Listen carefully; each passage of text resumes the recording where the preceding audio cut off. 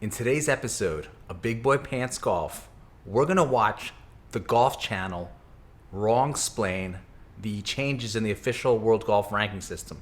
Yes, I said wrong-splain, as in they explain it, but it's wrong. They also contradict-splain it because they contradict themselves during the explanation. And we're also going to compare it to the video that the official World Golf Rankings Committee officially released and tried to piece together what is potentially another failed attempt by the official World Golf Ranking to quantify who's good and who's not so good in professional golf.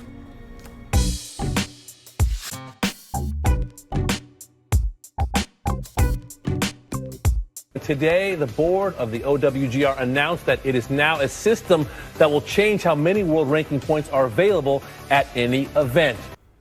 Again, the changes to the official World Golf Ranking System affect how many points are awarded at each event.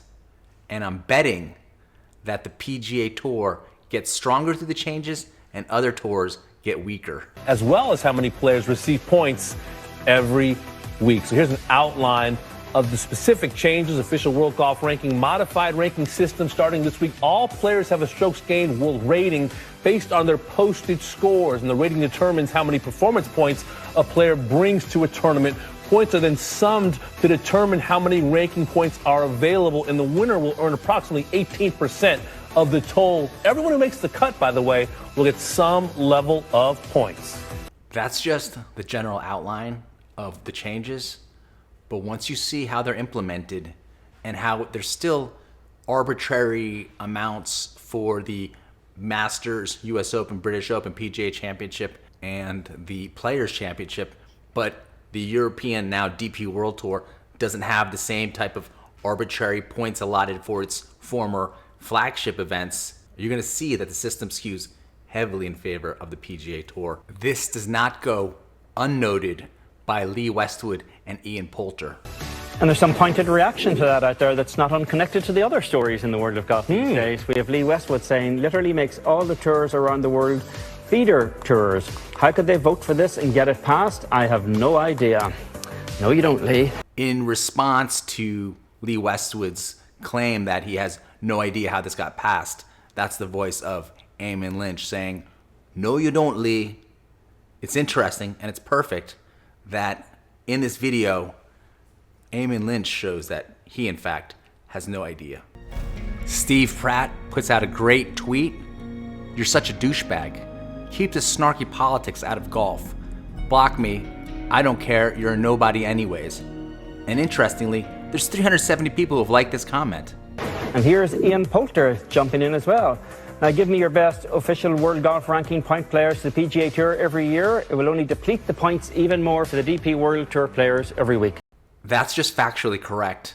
If now that the DP World Tour, the top 10 players each year at the end of every season can go to the PGA Tour and take their official World Golf Ranking points with them, it's just going to create greater disparity between the tours. Because now they're mostly based on the strength of the players in the field to determine how many official World Golf Ranking points you get.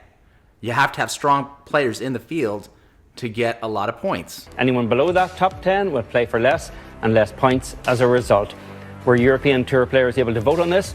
No. So here, Ian Poulter's pointing out that the DP World Tour players will be playing for less and less points. The second part of his tweet is that he's asking, did the DP World Tour players have an opportunity to vote on this? Let's go right to Eamon Lynch's word salad. Which is, in the manner of LIV Golf stuff, kind of a striking misrepresentation.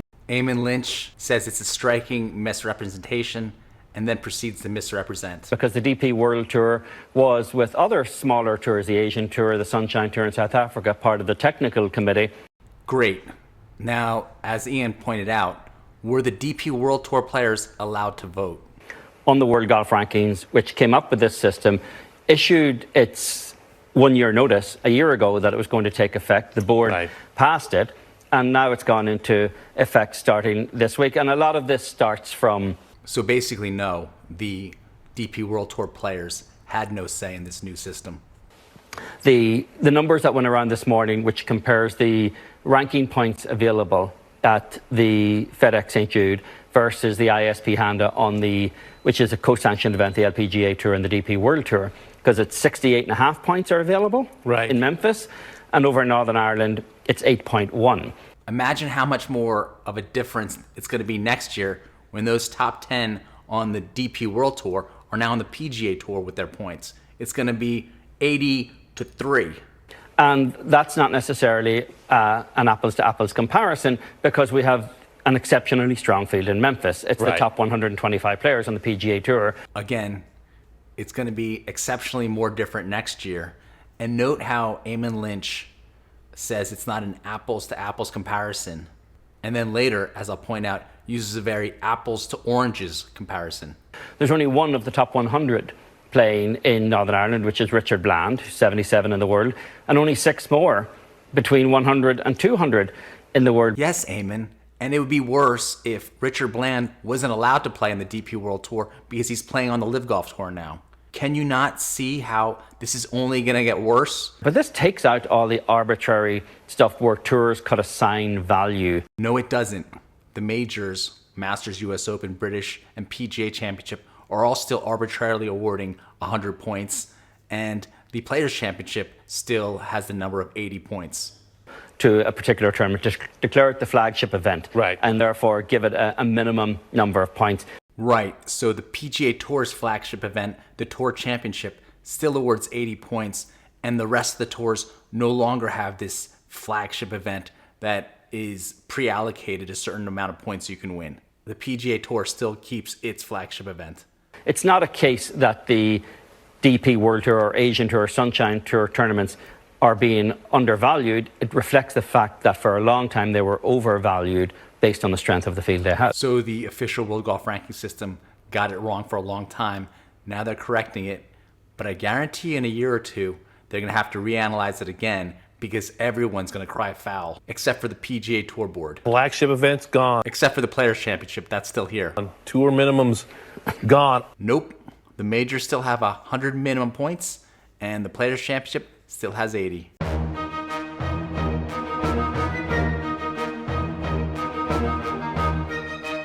Let's see if Eamon Lynch's partner in crime on the Golf Channel, likes the new system, and how much of the official World Golf Ranking video that's on YouTube he's able to successfully regurgitate. I like it. It's more of a head-to-head-to-head. Think of it as head-to-head-to-head-to-head. Whoever is in the field, you are basically, battling into the strokes gain rating, world rating. Eamon comes out strong with the head-to-head-to-head. Didn't study well enough last night and just remembered a few buzzwords. Of a Rory McIlroy, for example, when he's in the field, more points available, and I love that. It's going to me, it's a little bit cleaner. Some of the things are the same. 100 points for winning a major, 80 for the players, up to 80 for other big-time events. But to me, it makes it cleaner. By cleaner, do you mean better for the PGA Tour in every way? I like the change, and I think it's going to bring obviously a lot of value. When you have, say, 48 of the top 50 or 50 of the top 50, as you see, for example, at a Players' Championship.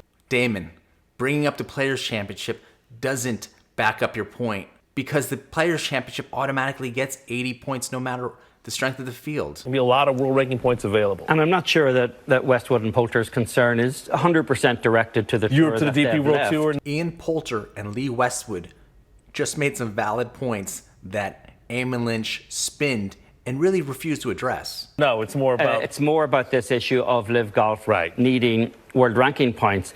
Now Eamon Lynch will wrong-splain the official World Golf Ranking System in relation to the LIV Golf Tour. And we can show you exactly how and why LIV Golf is so desperate for those world ranking points. Remember, Eamon Lynch wanted to compare apples to apples before. Is he comparing apples to oranges now? Because here, under this new system, if you just take a look on the left at some of the most vocal, committed members of the PGA Tour. So Eamon chooses the guys on the PGA Tour golf list because they are the most vocal committed. This is the total number of points those 5 guys would bring to a tournament every week, 51.37. Look on the right at 5 of the more prominent players. So now we're comparing the most vocal committed PGA Tour members with 5 of the more prominent LIV Golf players. Who are currently allied with LIV Golf, and the points total they would bring, because it's you ultimately earn points and increase your point value as a player based on who you are competing against. All the LIV Tour golfers have not been getting official World Golf Ranking points for months now. They're in a free fall slide because of the system, not because they're worse at golf, as you can see from the Open Championship, where DJ and Bryson both finished in the top 10. This is a goofy system if they're going to just let it ride out so that in a few months' time or in a year's time, the LIV golfers don't bring any points, because the system is also based on your most recent performances. From the official World Golf Ranking website, it states, to place more emphasis on recent performances, a similar weighting system as that applied to world ranking points is utilized, i.e. a 13-week period of full weight, thereafter reduced in equal decrements. Essentially, this new system is going to severely penalize these LIV golfers because it's heavily weighted towards these last 3+ months in which these LIV players have not received any official World Golf Ranking points. It's not merely the fact that you are showing up, it's you are showing up to play and compete against strong fields week in, week out. If the LIV Golf guys are not doing that... What a joke the official World Golf Ranking system is going to be if Cam Smith goes to the LIV Golf Tour and you got all these superstars, including DJ and Brooks, and they're getting less points than the Korn Ferry Tour or the DP World Tour. It's almost already a better tour than the PGA Tour. Then their ranking is further going to diminish. Likewise, the credibility of the official World Golf Ranking system is going to further diminish. The official World Golf Ranking system shouldn't tell you who's good. It should merely reflect who's good. And if the system is rigged up in a way that it doesn't do that, then it's not a valid system. And the points total they will bring the tournaments is going to diminish. And going to the Asian Tour and playing events as Paul Casey, for instance, has recently suggested, and Patrick Reed has said he will do, doesn't alter that, because they, again, will not be playing against a field that has an artificially inflated value. Right. If all the LIV Golf players started playing on the Asian Tour, that would naturally, not artificially, inflate the value of these tours, and there would be more points for all. Those players, you have to compete against the best, and you have to post scores against the best. And those names on the right, those numbers, I imagine, will continue to sink like a stone. Damon, you are correct. If the official World Golf Ranking system doesn't give the LIV Golf players the opportunity to make official World Golf Ranking points, they will continue sinking, and the official World Golf Ranking will lose credibility as to ranking the best players in the world.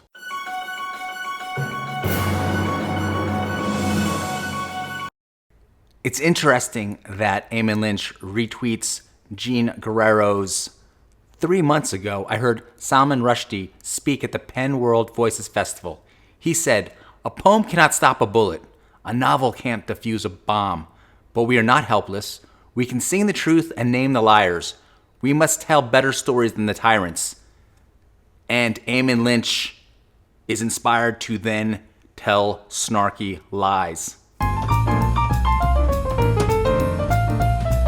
Let's put on our big boy pants and look at the official World Golf Ranking video that the official World Golf Ranking Committee put out. The official World Golf Ranking has served men's professional golf for more than 35 years in providing an accurate, credible and transparent ranking based on the relative performances of players in eligible events. Yes, this is the same voice that movies use when a microchip is put into the protagonist's brain.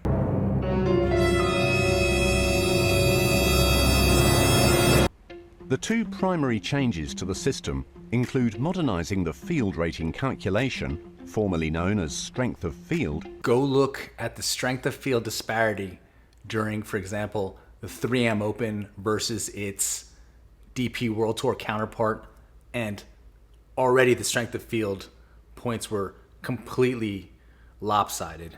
So it's a good idea to stop using the phrase strength of field when the DP World Tour and the other tours already had no strength in their fields. Second modification has to do with determining a tournament's field rating, which determines how many points each event will award.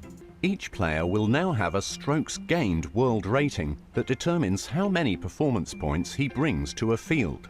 The sum of these performance points determines the tournament's field rating, which is equal to the total number of ranking points distributed at each event. In this way, all players in a field contribute to determine how many ranking points are available.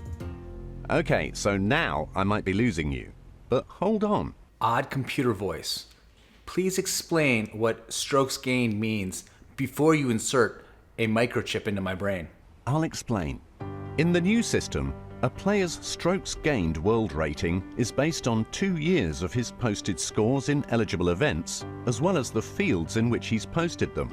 So it's the scores you've posted and the strength of the field, which I assume is like the handicap system, where if you go play a course one day and it's playing very difficult and everyone is posting higher scores than normal because of the weather conditions, then your handicap is adjusted for that day to take into account the fact that everyone struggled under those conditions. I could be completely wrong though. Thereby providing a relative evaluation of player performance based on every player he's ever played against. It's a relative evaluation of your performance based on every player you play against, which to me seems kind of like a golfing echo chamber because you tend to play against the same guys on your tour versus having a lot of inner tour events. Each SG World Rating has a corresponding value of performance points. The better a player plays, the higher his SG World Rating, and the more points he brings to a field. How does this system account for the fact that some courses are easier or harder than others? I don't know. If you thoroughly understand this new system, please get in the comment section and explain it for the rest of us.